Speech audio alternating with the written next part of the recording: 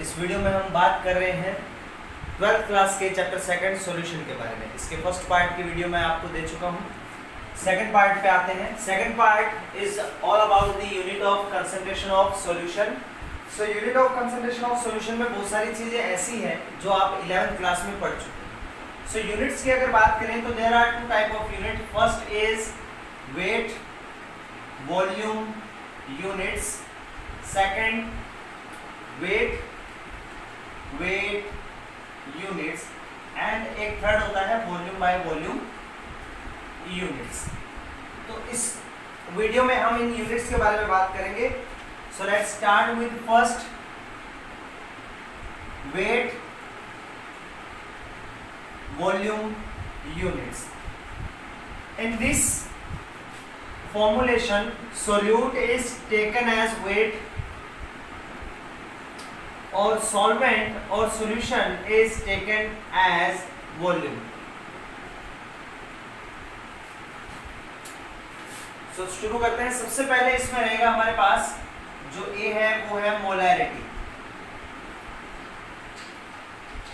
Molarity of a solution is represented by capital M and it is the number of mole of solute which are present in 1 liter of solution. So M will equal to the number of moles of solute upon volume of solution in ml and multiply by 1000. Number of mole of solute represented by Na upon volume into 1000. Number of mole can also be written as W by M into V into 1000, which is capital M. ठीक है, ये capital M molarity के लिए है और ये है molar mass के लिए। क्लियर? तो ये आता है हमारे पास मोलैरिटी का formula weight by volume method से। सेकंड इसमें है हमारे पास formality. Second is formality.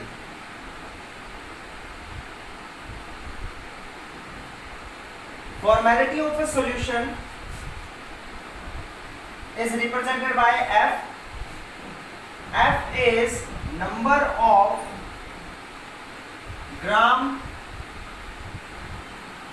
formula weight of solute upon volume of solution in liter. Volume of solution in litre. तो ये जो आपके पास है वो नई चीज है कि number of gram formula wait क्या होता है।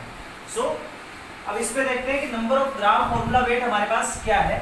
देखिए कई बार क्या है, आपको कोई सोल्यूट दिया होगा तो उसका फॉर्मूला अलग होता है, जबकि आप उसका मोलिकुलर मास जो लेते हो वो मोलिकुलर फॉर्मूले से लेते हो, जबकि फॉर्मूला उसका बिल्कुल अलग होता है।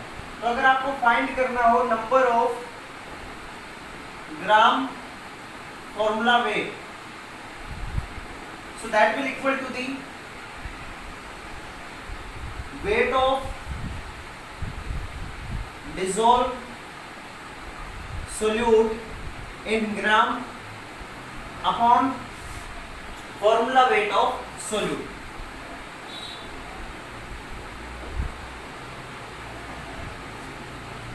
अगर अभी भी आपको ये कॉन्सेप्ट क्लियर नहीं हुआ तो एक एग्जांपल लेते हैं जिससे क्लियर हो जाएगा। जैसे बात करें बेंजोइक एसिड की। अगर बेंजोइक एसिड की बात करें तो benzoic acid forms dimer. Benzoic acid अगर किसी सॉल्यूशन में दिया है तो आप सिर्फ बेंजोइक एसिड का लोगे मोलिकुलर मास, लेकिन ऐसा होना नहीं चाहिए क्योंकि बेंजोइक एसिड जो है वो डाइमर फॉर्म में रहता है। तो इसका मास क्या हो जाएगा 2, फॉर्मूला वेट क्या होगा हमारे पास,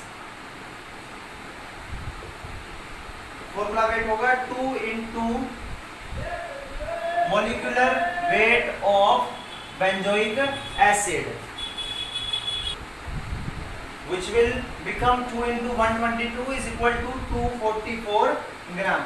अगर आपको क्वेश्चन है if 1 liter solution contain 12.2 gram benzoic acid, तो फॉर्मेलिटी उसकी क्या होगी, गिवन मास उसका 12.2 ग्राम अपॉन में formula mass 244 upon volume. Volume of solution is 1 liter. It means 0.05 formal. तो ये उसकी फॉर्मेलिटी हो जाएगी हमारे पास. क्लियर. थर्ड आता है हमारे पास इसी पे फॉर्मूला नॉर्मेलिटी का. Third formula is of normality. So normality is represented by capital N. So capital N is equal to number of gram equivalent of solute upon volume of solution in liter. अब gram equivalent कैसे निकालते हैं? Gram equivalent is equal to weight of solute in gram upon equivalent weight. So formula क्या बनेगा? N is equal to weight of solute in gram upon equivalent weight into volume of solution in liter. और equivalent weight आपको मालूम है, equivalent weight acid के लिए अगर निकालना हो तो क्या करते हैं? उसका मोलिकुलर वेट अपॉन में बेसिसिटी. इसके लिए एक वीडियो मैंने पहले YouTube पे डाली हुई है 11th क्लास की, मोल कॉन्सेप्ट पार्ट फर्स्ट करके. आप वो भी देख सकते हो. ये फॉर्मूलाज आपको विद एग्जांपल वहां मिल जाएंगे. क्लियर. थर्ड, अब सेकंड पार्ट आता है हमारे पास W/W यूनिट्स. ये सब जो थी वो वॉल्यूम के अकॉर्डिंग थी, W/V के अकॉर्डिंग. अब जो हम बात करेंगे वो बात करेंगे W/W यूनिट्स की, जिसमें जो सारा कुछ है वो मास में ही होगा. W/W यूनिट्स में फर्स्ट है हमारे पास weight percentage. Weight percentage. Weight percentage अगर आपको फाइंड करना हो, जैसे weight percentage of solute find करना चाहता हूं, तो फॉर्मूला क्या बनेगा? Weight of solute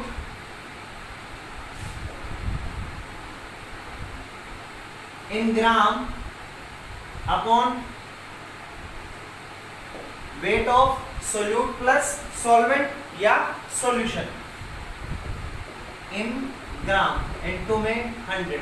similar if you want to find weight percentage of solvent तो ऊपर आएगा weight percent of solvent upon weight of solution. बिल्कुल आसान सा है. सेकंड इसमें रहेगा हमारे पास ppm part per million. Same यही चीज ppm is equal to the mass of solute upon total mass of solution. 100 की जगह बस मिलियन होगा, 10⁻⁶. ये थर्ड फॉर्मूला रहता है हमारे पास मोलैलिटी का. Third formula is of molality which is represented by small m. Molality is the number of mole of solute upon weight of solvent. weight of solvent. अच्छा, मोलैरिटी में नीचे volume of solution था, इसमें weight of solvent in gram into 1000. Clear. Then fourth आता है हमारे पास mole fraction, जिसका बहुत ज्यादा यूज होगा इस चैप्टर में. Mole fraction. Mole fraction represented by x. If mole fraction for solute XA, let mole fraction of solute, which will equal to the mole of solute upon total mole of solution, means Na over Na plus Nb. Similar XB, mole of solvent, क्या होगा? Nb over Na plus Nb. और इस relation से ये पता चलता है कि सोल्यूट और सॉल्वेंट का मोल फ्रैक्शन हमेशा किसके इक्वल होता है? 1 के. अगर हम ये दोनों वैल्यूज पुट करके रखेंगे तो हमारा XA प्लस XB की वैल्यू क्या आएगी? 1 आएगी, जिसका यूज भी आगे इस चैप्टर में होगा कि मोल फ्रैक्शन का जो सम है वो 1 के इक्वल होता है सोल्यूट और सॉल्वेंट का, because XA is Na upon Na plus Nb and XB is Nb over Na plus Nb. If you add mole fraction of solute and solvent, then you will get Na over Na plus Nb plus Nb over Na plus Nb. So by LCM you will get Na plus Nb और ऊपर भी हमारे पास यही आएगा, तो solve करने पर आएगा XA plus XB। और एग्जाम में अगर आपको सोल्यूट या सॉल्वेंट में किसी एक का मोल फ्रैक्शन गिवन है तो आप सेकंड का निकाल सकते हो उसमें। क्लियर है? सो नाउ चैप्टर का मेन पार्ट जो है वो शुरू होने जा रहा है। वेपर प्रेशर से शुरू करेंगे हम। वेपर प्रेशर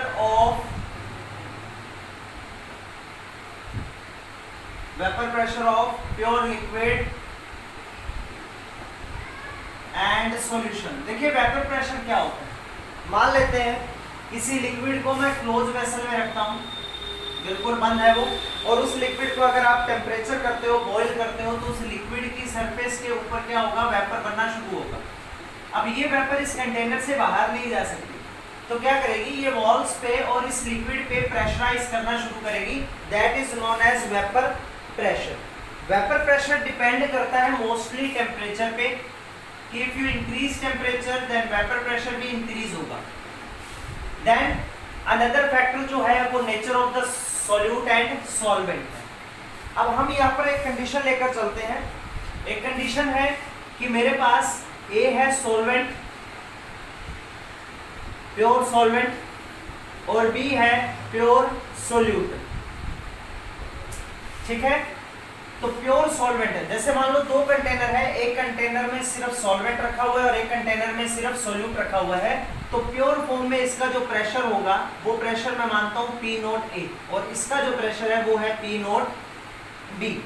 लेकिन बाद में क्या करते हैं, दोनों को ऐड कर देते हैं। दोनों ही लिक्विड ले रहा हूँ मैं, ये भी लिक्विड है और ये भी लिक्विड है, तो दोनों को क्या करता हूँ मैं, ऐड कर देता हूँ। अब ऐड करने से क्या होगा, A जो लिक्विड है उसकी लेयर पे B लिक्विड के पार्टिकल रहेंगे, तो वेपराइजेशन ऑफ A जो है वो B के साथ होगा, कि B के भी जो पार्टिकल है वो वेपराइज होंगे और वो वेपर प्रेशर अप्लाई करेंगे। सो इसका जो प्रेशर होगा वो प्रेशर मैं मान लेता हूँ PA,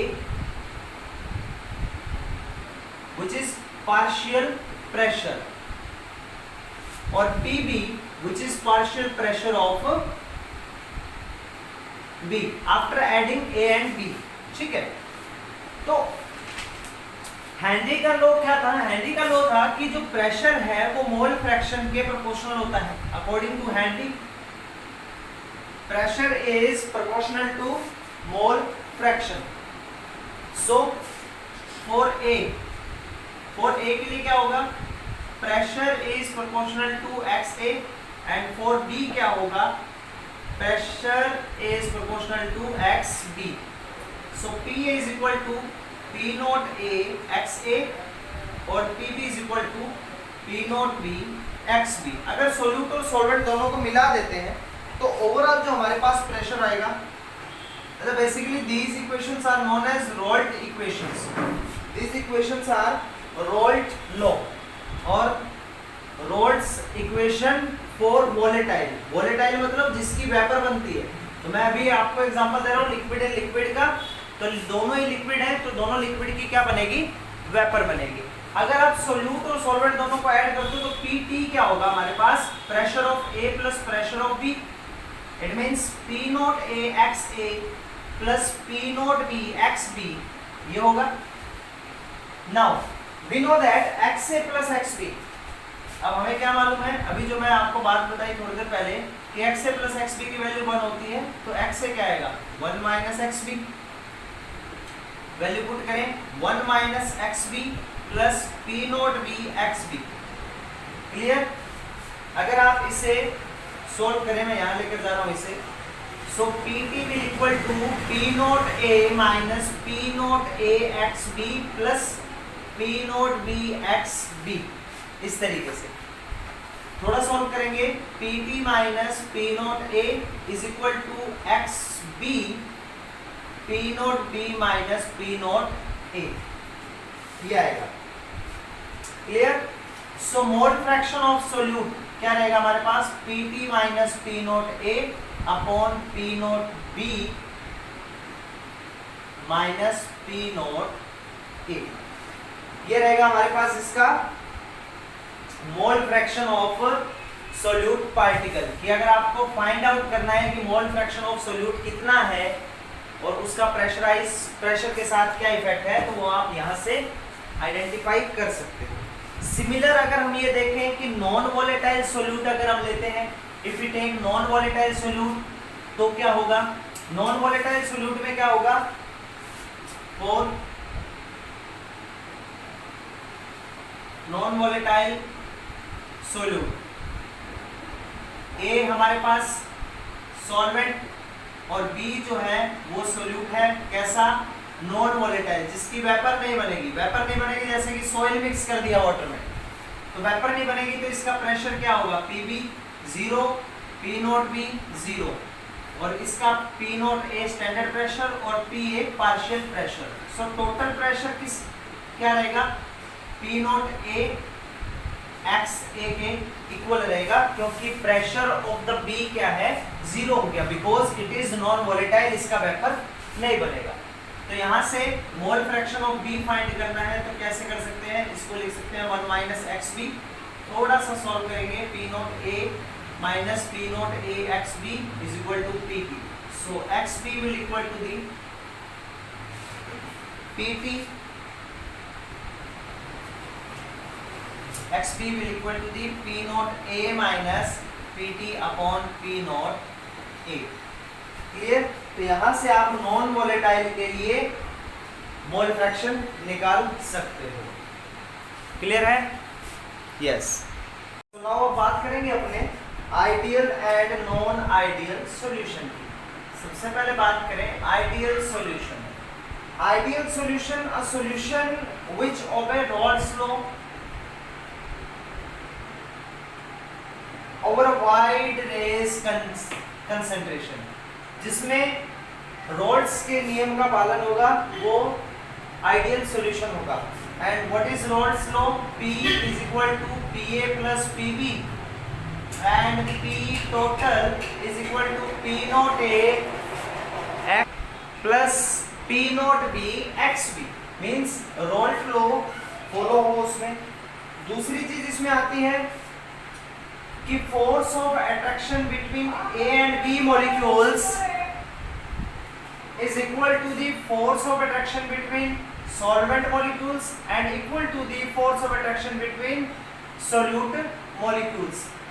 कि जो फोर्स है, चाहे वो सोल्यूट के मॉलिक्यूल्स का है, चाहे वो सॉल्वेंट के मॉलिक्यूल्स का फोर्स ऑफ अट्रैक्शन है, वो इक्वल होना चाहिए force of attraction between solute and solvent. Third है कि अगर आप सोल्यूट और सॉल्वेंट मिक्स करते हो तो डेल्टा H एंड हेल्पी जो मिक्सचर है वो शुड बी 0 होना चाहिए, और वॉल्यूम मिक्सचर जो है वो भी किसके इक्वल होना चाहिए? 0 के इक्वल होना चाहिए। और इसी तरह इसमें जो है वो PA should equal to the P not A XA and PB is equal to the PB not XB। तो ये है ideal solution. Example of ideal solution जो कंसीडर किए उन्होंने, वो है mixture of ethanol plus methanol first. Second है mixture of n hexane plus n heptane. Third है mixture of benzene and toluene. और अगर आप इसका ग्राफ देखो वेपर प्रेशर और मोल फ्रैक्शन के बिटवीन, तो ग्राफ कैसा रहेगा? इस तरीके से है। ये यहां लेते हैं mole fraction. Initially mole fraction of solvent is 1 and solute is 0, then solvent 0 और सोल्यूट का क्या हुआ? 1। स्टैंडर्ड प्रेशर इसका P नॉट A, यहां जा रहा है वेपर प्रेशर का ग्राफ हमारा। क्लियर? तो बॉक्स ग्राफ लेते हैं इसमें, बॉक्स ग्राफ इस तरीके से, और यहाँ जो प्रेशर होगा वो होगा P नॉट B। ये बार आपको रिप्रेजेंट कराएगा total pressure which is equal to the P not A plus P not PA plus PB को, जो टोटल प्रेशर है PA PB। ये ग्राफ रिप्रेजेंट करेगा P B which is equal to P not B X B, और ये graph represent करेगा P A P not A X A को। तो ये है vapour pressure diagram for ideal solution. Clear? अब बात करेंगे नॉन आइडियल सॉल्यूशन की। नॉन आइडियल सॉल्यूशन वो होंगे जिन पर ये लॉज फॉलो नहीं होते। सो नॉन आइडियल सॉल्यूशन क्या है? नॉन आइडियल सॉल्यूशन वो जिन पर ये लॉज फॉलो नहीं होते। इट मींस मैं यहां लिखूंगा नॉन आइडियल, सबसे पहले जिसमें P A is not equal to P not A X A, means जो रॉल्ट लॉ को फॉलो नहीं करते। पी बी नॉट इक्वल होगा P not B X B के, so P total B not equal होगा P A plus P B के। Then F A B is not equal to F A not equal to F B B. Delta H mixture not equal to 0, delta B mixture is not equal to 0। तो not equal to 0 का मतलब है either they are greater than 0 और less than 0। It means non ideal solution is of two type, with positive deviation and with negative deviation. तो दो ही चीजें हो सकती है नॉन आइडियल में कि अगर 0 से वैल्यू ज्यादा है तो पॉजिटिव डेविएशन में, और 0 से कम है वैल्यू तो वो किस में जाएगा? नेगेटिव डेविएशन में। तो ये भी अपने देख लेते हैं। अभी सबसे पहले बात करते हैं नॉन आइडियल सॉल्यूशन में पॉजिटिव डेविएशन की। पॉजिटिव डेविएशन जिसमें ये सारी वैल्यूज किसकी ग्रेटर देन 0 होगी। Non ideal solution with positive deviation, it means PA is greater than P naught A x A. Similar, PB is greater than P naught B x B. So PT will greater than PA plus PB. First point. Second point है FAB, जो है force between A and B, या force between AA and force between BB is greater than force between AB. Third रहेगा इसमें delta H mixture is greater than 0 means positive, and delta B is also greater than 0. और इसके example हमारे पास क्या होंगे? Example होंगे हमारे पास ethyl alcohol means ethanol plus water.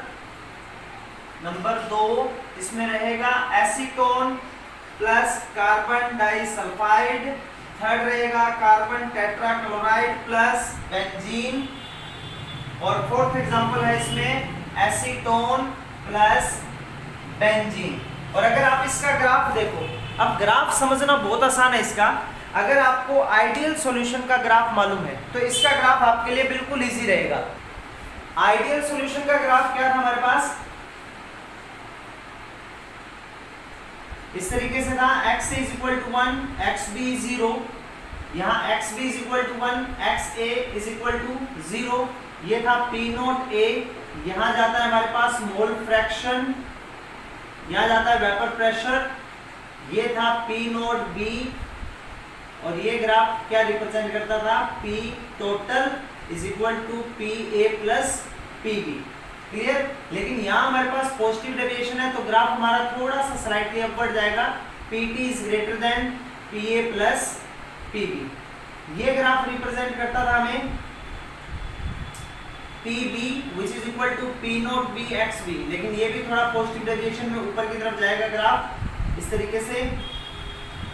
तो यहाँ होगा PB is greater than P not B x B। ये ग्राफ क्या रिप्रेजेंट करता था? ये था PA is equal to P not A x A, लेकिन पॉजिटिव डेविएशन है तो ये ग्राफ भी ऊपर जाएगा। PA is greater than P not A x A, ये चीज होगी इसमें। तो ये है पॉजिटिव डेविएशन। सिमिलर हम बात करेंगे अब नेगेटिव डेविएशन की, जिसमें ये सब वैल्यूज क्या होगी? चेंज हो जाएगी। तो नेगेटिव डेविएशन में क्या होगा? सब वैल्यूज किस में हो जाएगी? लेस में हो जाएगी, इसमें नेगेटिव में चली जाएगी सब वैल्यू। लेस देन pt की वैल्यू भी less than, force is less then, delta h less than means negative और डेल्टा v भी लेस देन 0। और अगर ग्राफ की बात करें तो ग्राफ भी इस बार क्या होगा, डाउनवर्ड होगा हमारे पास। मैं दोबारा बना देता हूं ग्राफ को। आइडियल गैस का अगर ग्राफ, आइडियल सॉल्यूशन का अगर आपको ग्राफ याद है तो ये बहुत इजी रहेगा, जिसके लिए xa1 xb0 xb1 xa क्या है 0। क्लियर। ये ग्राफ जाता था हमारा pt के लिए which is equal to pa plus pb, लेकिन नेगेटिव डेविएशन है तो ग्राफ डाउनवर्ड होगा। pt is less than pa plus pb होगा हमारे पास, मोल फ्रैक्शन और ये vapour pressure. Similar this graph indicate value of pb which is equal to p not b xb, so negative deviation graph इस तरह जाएगा, pb is less than p not b xb। और ये graph जो था ideal solution में represent करता था pa p not a xa, और नेगेटिव ग्राफ क्या शो करेगा, pa is less than p not a xa। तो ये है नेगेटिव डेविएशन का ग्राफ हमारे पास। और इसके एग्जांपल लेते हम, तो फर्स्ट एग्जांपल इसका HNO3 plus water, second acetone plus chloroform, third example acetic acid plus pyridine, और फोर्थ एग्जांपल इसका HCl hydrochloric acid and water. So this is the non-ideal solutions type. Type first is positive and type second is negative solution. So students, इस video में इतना ही। अब आगे का part में बात करेंगे, चैप्टर को आगे लेकर जाएंगे नेक्स्ट पार्ट के अंदर। Hope you like the video. Hope you like the part first of solution and second part. If you like video, then subscribe it, share it to your friends. Thank you students.